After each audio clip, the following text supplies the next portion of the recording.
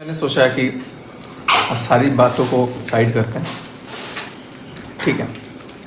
और कुछ गलत इल्ज़ाम भी लगे थे उन तो अब बाद में जिक्र करेंगे नहीं करेंगे। अब नॉर्मल व्लॉग्स डालेंगे जिससे सब लोगों को थोड़ा सा अच्छा भी लगे। सारे लोग मेरी गलती को ही बोल रहे हैं, मेरी गलती मेरी गलती।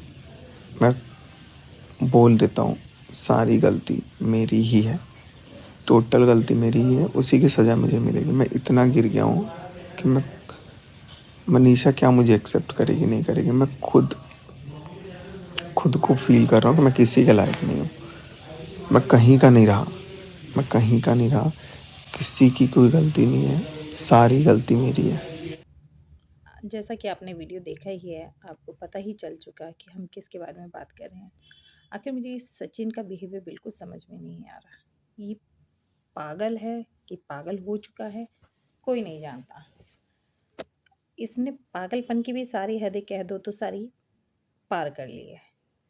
पहले तो जो चीज़ अगर हुई नहीं हुई उसको ठीक है, जो भी है आपको अपने आप में शॉर्ट आउट करना चाहिए था। मनीषा ने भी कुछ गलतियाँ की। अगर बहुत सारी चीज़ें कहते हैं कि अगर उसे पता थी तो उसके अगेंस्ट उसे पहले ही एक्शन लेना चाहिए था। पहले शांति। अब कुछ चीज़ें मुझे ये भी समझ में नहीं आ रही, जो नेहा की एंगेजमेंट में फिर मनीषा सचिन के साथ क्यों गई थी। बहुत सारी चीज़ें। आज सचिन कह रहा है कि हाँ, मुझसे गलती हुई, सारी गलती मैं ले रहा हूँ। अब नॉर्मल होते हैं, नॉर्मल ब्लॉग स्टार्ट करते हैं। ये सब क्या है? जब यही सब चीज़ें करनी थी तो चुपचाप शांति से करता। हाँ, अगर कोई अपनी न्यू लाइफ में सेट हो रहा है, जा रहा है, तो उसके पीछे इतना इशू बनाने की ज़रूरत क्या थी इस इंसान को? भाई गज़ब है, समझ के बाहर है। आप सब मुझे बताओ, क्या मेरा कहना गलत है? अगर इसको यही चीज़ करनी थी, अगर इसको अपनी बातों को हटाना था, पहले तो किसी के जो भी था आपस में दोनों फैमिलीज़ बात करके शांत कर सकते थे इस मैटर को।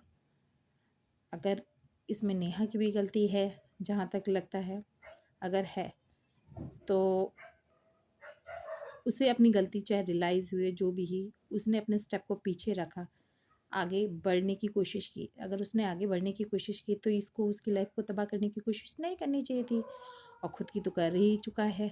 अब एक चीज़ कहा जाए कि जो चीज़ मनीषा के दिल में, अब वो भले रहे नहीं रहे, वो इनका आपस में पर्सनल मैटर है, साथ निभाएं ना निभाएं अदर चीज़ है, लेकिन फिर भी दिल में वो फीलिंग्स तो नहीं है। अब वो चाहे कितना भी कर ले, आज नहीं तो कल आपसी वाद विवाद बातचीत में ये चीज़ें नॉर्मली आएंगी।